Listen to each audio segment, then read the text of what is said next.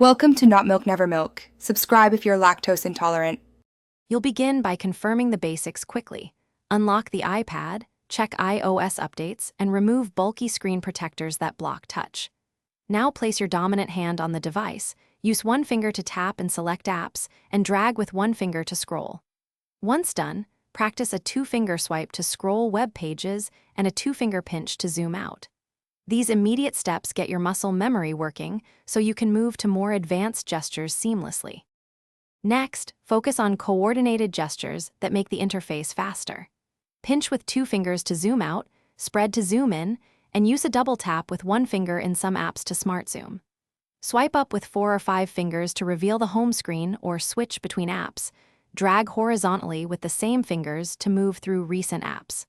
For text, practice 3-finger pinch to copy and 3-finger spread to paste. Practicing these will dramatically reduce taps and menu hunting.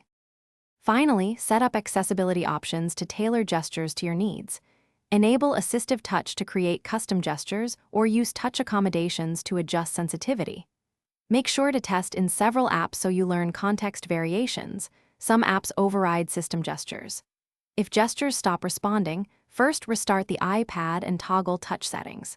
If issues persist, clean the screen, remove interfering cases, or reset touch settings. One key trouble.